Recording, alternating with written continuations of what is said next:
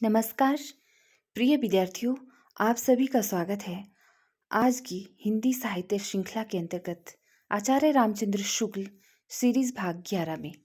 सबसे पहले तो मैं आपको एक खुशखबरी सुना देती हूँ कि यूजीसी की तरफ से बहुत अच्छी इन्फॉर्मेशन आई है कि जो जेआरएफ के लिए अप्लाई करते हैं जो भी स्टूडेंट्स जूनियर रिसर्च फेलोशिप के लिए, उनकी आयु पुरुषों की आयु बढ़ाकर 35 यानी कि 35 वर्ष कर दी गई है और महिलाओं की 45 कर दी गई है, 45 वर्ष।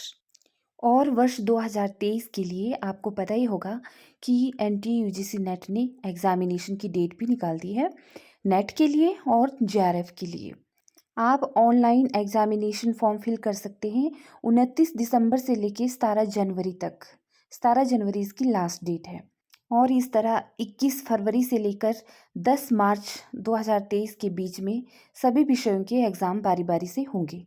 और जनरल जो अनरिजर्व कैटेगरी के बच्चे हैं उनके लिए फ़ीस 1100 रुपये है और जो general EWS OBC NCL ST SC वाले बच्चे हैं उनके लिए 550 रुपये है एग्ज़ामिनेशन फॉर्म फिल करने के लिए। बाकी थर्ड जेंडर वालों के लिए 275 रुपीज़ एग्ज़ामिनेशन फ़ी होती है। तो आप में से किसी ने अगर फिल नहीं किया है तो आप कर सकते हैं। लास्ट डेट है एग्ज़ामिनेशन फिल करने की 17 जनवरी। और एक और इम्पॉर्टेंट बात कि मेरे द्वारा चलाई गई यह सीरीज़ न सिर्फ NTA UGC NET JRF assistant professor PGT TGT Hindi बल्कि LT TET commission DSSB KVS और अदर सभी हिंदी के एग्ज़ाम्स के लिए बहुत ही उपयोगी हैं। अतः बेझिझक आप अपनी तैयारी को मेरे साथ आगे बढ़ाएं। यह सीरीज़ सिर्फ आप लोगों के लिए है। आइए देखते हैं आज की सीरीज़ का पहला प्रश्न। ग्रियर्सन की पुस्तक the modern vernacular literature of northern Hindustan को आचार्य शुक्ल ने क्या कहा है? बड़ा वृत्त संग्रह कहा है। ठीक है। शिवसिंह सरोज व इस्तवार द ला लिटरेचर एंडू ए हिंदुस्तानी रचना को क्या कहा है शुक्ल जी ने? वृत्त संग्रह। आगे जायसीकृत पद्मावत के विषय में शुक्ल कहते हैं कि पद्मावती में रतन सेन द्वारा पद्मावती को प्राप्त करने की इच्छा को प्रेम न कहकर उन्होंने रूप लोभ की संज्ञा दी है कि वह प्रेम नहीं था, वह क्या था? एक लोभ था, लालच था। सूरदास किसी चली आती हुई गीति काव्य परंपरा का, चाहे वो मौखिक ही रही हो, विकास सा प्रतीत होता है। ये सूरदास के लिए कहा है। आगे आचार्य शुक्ल ने मिश्र बंधु विनोद को बड़ा भारी कवि वृत्त संग्रह या प्रकांड कवि वृत्त संग्रह तथा मित्र बंधुओं को परिश्रमी संकलन करता कहा है। ये मित्र बंधु ही लिखा है यहाँ पे। ठीक है। तो मिश्र बंधुओं के पुस्तक को बड़ा भारी कवि वृत्त संग्रह क्यों कहा है? क्योंकि ये बहुत बड़ा ग्रंथ है। आगे रहस्यवाद के विषय में आचार्य शुक्ल जी कहते हैं कि रहस्यवाद काव्य का विषय नहीं है बल्कि इसके बाहर का विषय है। और आचार्य शुक्ल के इतिहास की अगर सबसे बड़ी उपलब्धि मानी जाए तो वो है उनका काल विभाजन, क्योंकि उन्होंने हिंदी साहित्य के लगभग 900 वर्षों के इतिहास को 4 सुस्पष्ट कालखंडों में विभाजित किया है और साथ ही इनका नामकरण भी बहुत ही स्पष्ट रूप से किया है। तो इसीलिए आचार्य शुक्ल का हिंदी साहित्य का ग्रंथ, इतिहास ग्रंथ बहुत ही महत्वपूर्ण हो जाता है।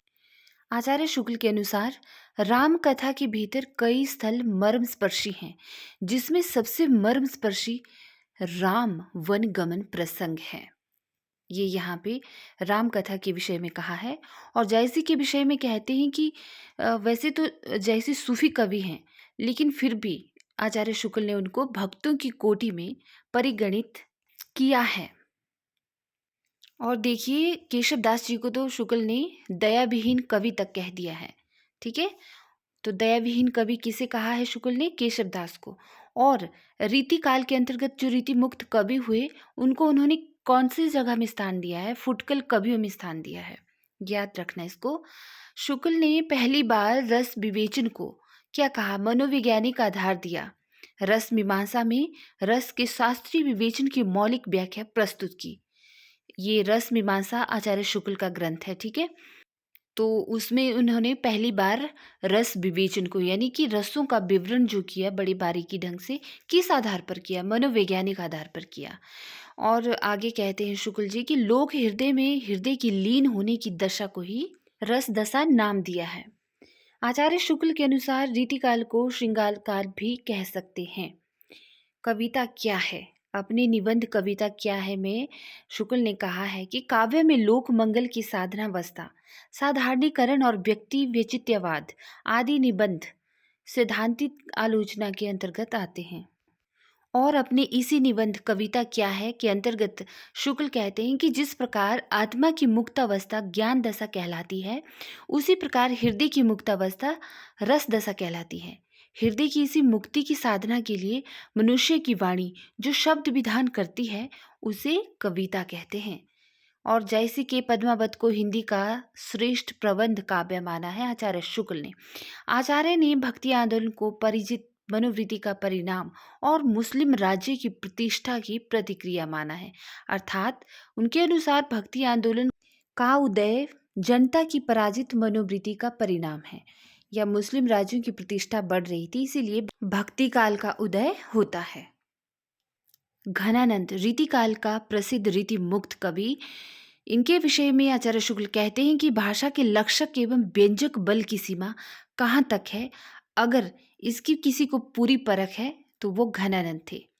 और आगे कवि देव के लिए कहते हैं कि रीतिकाल के कवियों में ये बड़े ही प्रतिभा संपन्न कवि थे। घनानंद के विषय में और देखिए आचार्य शुक्ल के कथन कि घनानंद को इन्होंने साक्षात रस मूर्ति कहा है और प्रेम मार्ग कैसा प्रवीण और वीर पथिक तथा जमादानी का दावा रखने वाला ब्रज भाषा का दूसरा कवि नहीं हुआ है घनानंद के अलावा, शुक्ल का ये कहना है। आगे देखते हैं, केशव दास को कठिन काव्य का प्रेत कहा है शुक्ल जी ने, क्यों? उनकी कलिष्ठता के कारण, यानी कि उनकी भाषा में जो जटिलता है उसके कारण। शुक्ल ने प्रथम आचार्य किसे माना है? चिंतामणि को। रीतिकाल नामकरण आचार्य शुक्ल का ही दिया हुआ है। उन्होंने मध्यकाल के दूसरे भाग को रीतिकाल कहा है। आगे कवि बोधा के बारे में कहते हैं आचार्य शुक्ल की यह एक रसिक कवि थे।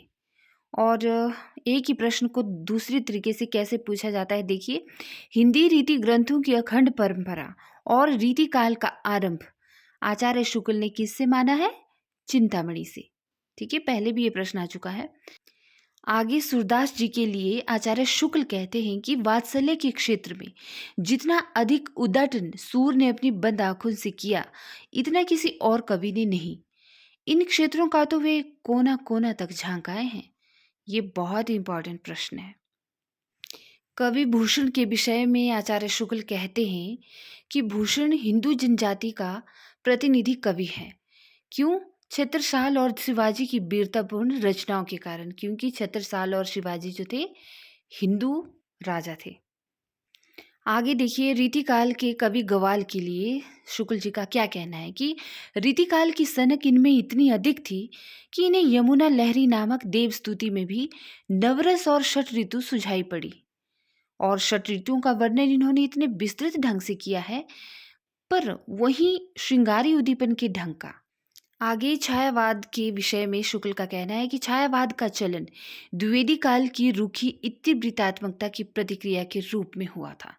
लाक्षणिक और व्यंजनात्मक पद्धति का प्रगल्भ और प्रचुर विकास छायावाद की काव्य शैली की असली विशेषता है। आगे भक्ति काल के अंतर्गत आने वाली ज्ञानाशय शाखा और प्रेमाशय शाखा नामकरण भी आचार्य शुक्ल की ही देन है। यद्यपि यह छोटा है, पर इसकी रचना बहुत सरस और हृदय ग्राहिणी है और कवि की भावुकता का परिचय भी देती है। सुदामा चरित के बारे में कहा है नरोत्तम दास के लिए। यहाँ पर कुछ आधुनिक काल के प्रश्न भी ऐड हैं, जैसे कि छायावाद के विषय में कहा है कि छायावाद की प्रवृत्ति अधिकतर प्रेम गीतात्मक रही है, क्योंकि छायावाद के अंतर्गत जितने भी कवि आते हैं उन्होंने अपनी रचनाओं को एक प्रेम और गीत के तौर पर गाया है या लिखा है। आचार्य शुक्ल ने जयशंकर प्रसाद की कृति आंसू को श्रृंगारी ब्री प्रलंभ कहा है। आगे देखते हैं, यहाँ पर कवि गवाल के विषय में कहा है कि देशाटन इन्होंने इतना अच्छा किया था और उन्हें भिन्न भिन्न प्रांतों की बोलियों का भी अच्छा ज्ञान हो गया था। देशाटन मतलब देश का भ्रमण किया था, जगह जगह गए थे कवि गवाल, तभी तो उन्हें वहाँ की अलग अलग प्रांतों की बोलियों का अच्छा ज्ञान था। और भाषा योग विशिष्ट के बारे में कहा है आचार्य शुक्ल ने कि अब तक पाई गई पुस्तकों में यह सबसे पुराना है जिसमें कि गद्य अपने परिष्कृत रूप में दिखाई पड़ता है। तो भाषा योग विशिष्ट किसकी रचना है, आप कमेंट बॉक्स में लिखिएगा।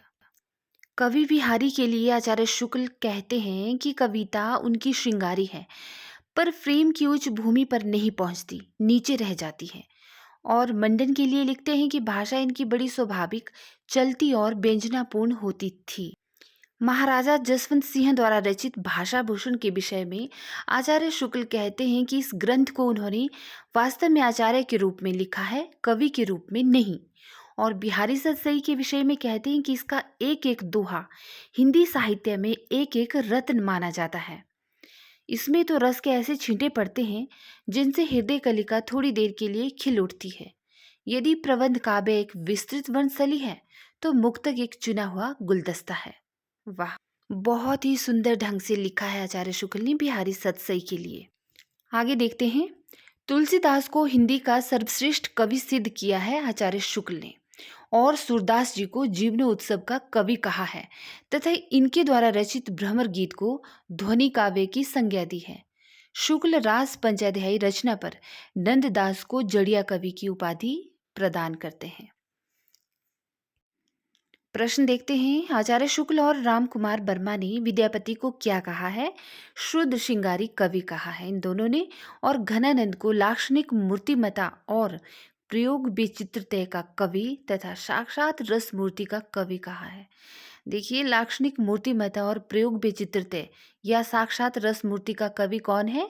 घनानंद। किसने कहा है? आचार्य शुक्ल ने।